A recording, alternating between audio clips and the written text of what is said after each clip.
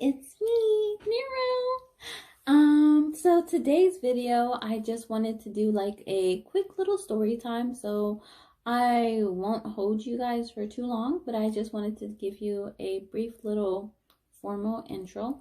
I'm Stacy Neerlin and I'm Haitian. My parents and we came here to Tennessee like back in 1994-ish, around there. It's like around two or something. And so I've lived in Tennessee like all my life. And I'm also a United States Navy veteran.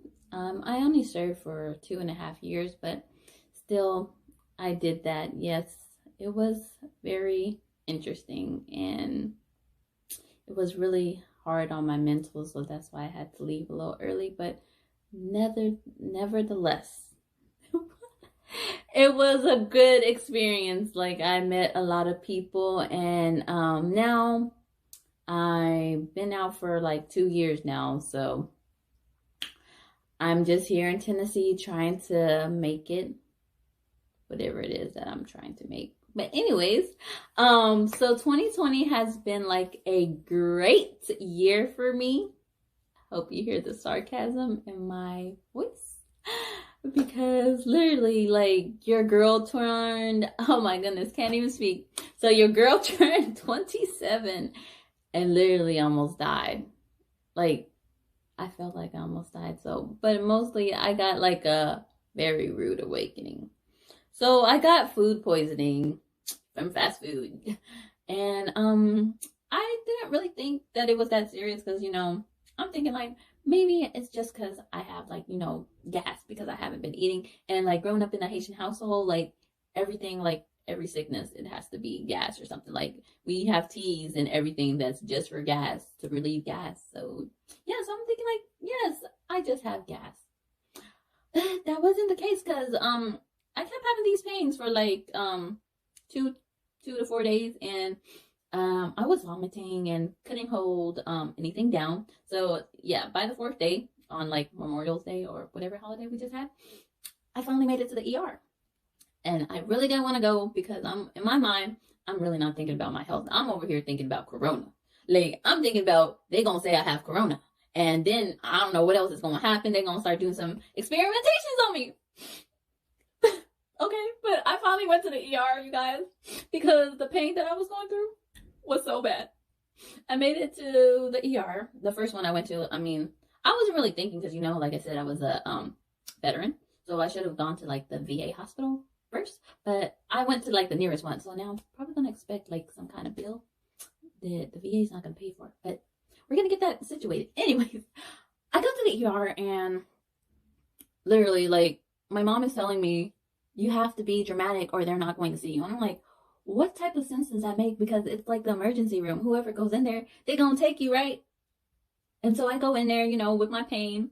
I sign my papers and they're like, okay, like, what's the level of your pain? And I'm like, yeah, it's about a good 5 or whatever. And then they're like, okay, take a seat. We'll be right with you.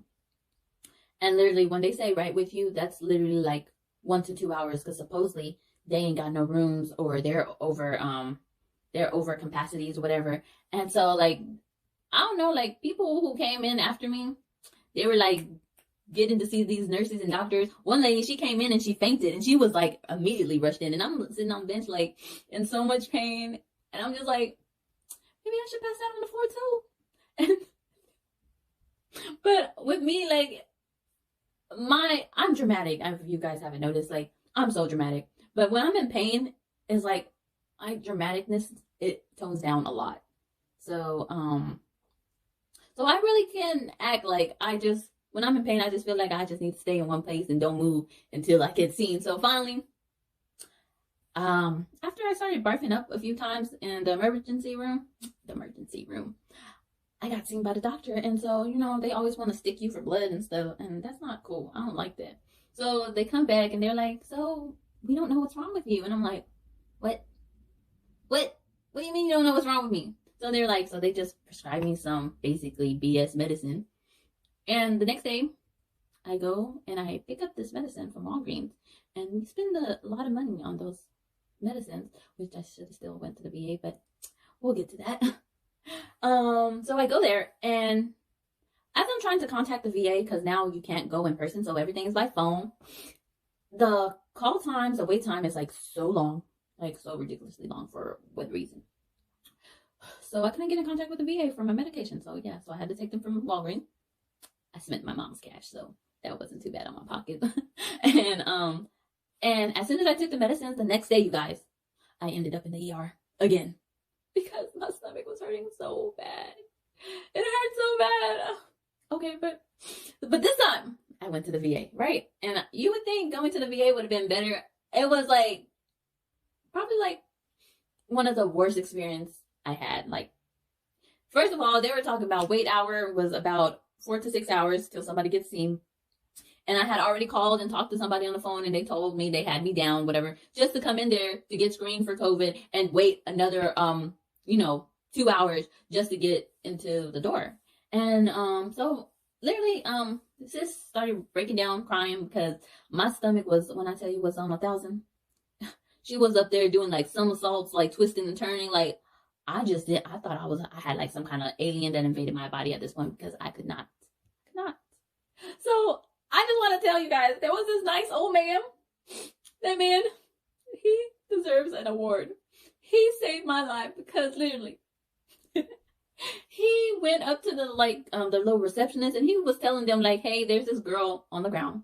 The girl on the ground, and she's crying and she's hurting and she's like holding her stomach. So he was like, I think she's in a lot of pain. So they were like, okay, not like they care or anything because they did their job or whatever. So the first nurse that came out, the dude, he went and he talked to him, and he was like, hey, this girl, she's literally crying on the ground, right? And then the nurse, he was like, well, that's not my patient. And so the guy, he got really infuriated. Like, he was like, I don't care if she's your patient or not. I'm telling you she's in pain, so you need to do something about it. And when I tell you, a nurse was out within like 2 minutes or so to see if I was okay. God don't send me an angel. That man right there, him himself, he was waiting for his turn, but he still helped me. God bless him. Yes, he was a nice man with a broken arm.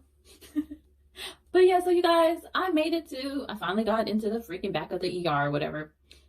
The worst experience of my life because they kept on sticking me, and they were talking about, are you always a hard stick? And I'm thinking like, no.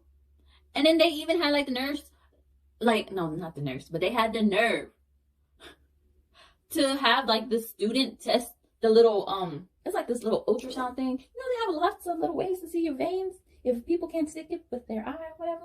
So they did like this little ultrasound thing on my arm where they found the veins, but for some reason my veins, like, they kept on collapsing. But I didn't know it was because I was like dehydrated and I kept throwing up, and obviously the nurses didn't know that either because they kept on trying to stick me. So anyways, I felt like they were like some HMs again, like how I experienced in whoever I dealt with in the Navy, because them people didn't know what they were doing. And obviously these nurses were like trained on the same system. But anyways, so I have a lot of bruises right here, you guys, and I got to do a CT scan, and then that's when they told me that I was going to be admitted into the VA hospital because they had found some very concerning images in my CT scan.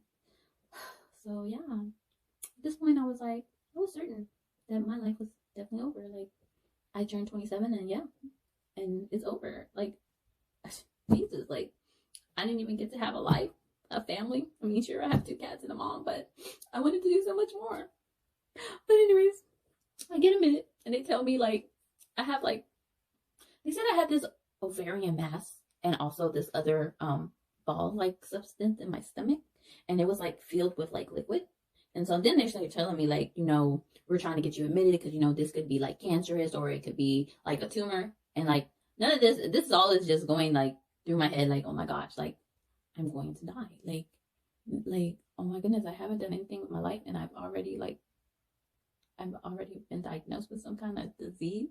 And I've always been such a healthy person. Like, just recently, I haven't really been eating like I should. But besides that, I've been healthy. I've been trying to get back into the gym. I mean, Lord, if you want me to be a gym rat, just say that. Like, if you want me to better my life, just say that. You didn't have to, like, send me to the ER. But anyway, so I promise the story gets better because look at me. I'm bright. I'm alive. I'm okay. So I eventually get admitted into the VA hospital, and I stayed there for a night. And then they transferred me to another hospital, which is called Centennial. And they were very, like, high tech and stuff. Very nice, very awesome nurses. I love them. But I didn't really eat that much since I couldn't hold anything down, so I was like on a clear liquid diet. If you guys don't know what a clear liquid diet is, basically like raw apple juice, orange juice, and Jello, and occasionally some like little Frescos. I'm sorry, it's like these little icy it's like ice cream, but it's ice. Like ice cone in a cup. Yeah. What else was I saying? Oh yeah, so at this point I'm already scared because like I was reading the place where I was going to and it was talking about cancer center or whatever, and I'm like, oh my goodness, like they're going to cut me open. And I've never had a surgery in my life. I've never been cut open. I've never broken any bones. The closest I would say I got to a surgery is getting like the little enamels tightened or redid on my mouth, getting the little sealants. That's about as close as I've gotten to surgery. So you can only imagine. I was quite scared. I was so scared. So I was there for about 3 days. The doctor came to speak to me and he told me that they didn't find an ovarian mass, so that's A+, that's a point. So I see the light a little bit at the end of the tunnel. I see it like, oh my gosh, okay, I'm good. But they did find out that I now have like colitis, and I've never heard of colitis before because like I said, I've been pretty healthy. So basically, it's colon and itis. The colon is inflamed. Whatever has itis in it is like inflammatory. So yeah, so my bowels were inflamed, and they still probably currently are still inflamed because I can't really eat everything like I used to. So I'm still going through the processes, but I do have I did take medications. I took antibiotics for about a week, and I have a colonoscopy. I think that's how you say it, scheduled in October. So after that, we should see what's the results of my bowels and colon. Hopefully colitis will go away, but they said it's pretty much like probably going to be like a long-term thing, but God is good. And I just feel like 2020 was really like a wake-up call for me. And it just shows me, it just made me think more like this isn't the end. This is like the beginning of something great. Like this needed to happen to me so I can change up the way that I eat, how I live my life, because during this time fast food is totally it's a no-go. And I do have like the capabilities to cook at home. We have food at home. It's just that I'm just really lazy. But we're gonna get past that. Like I'm going to get back into my cooking status, because I was a cook in the Navy, little CS3 right here. Look at her. She was so cute. So I definitely have the capabilities to cook. I have been very lazy. So I'm going to start cooking again, especially, Haitian food, and I want to start working out, and I also want to do this YouTubing thing.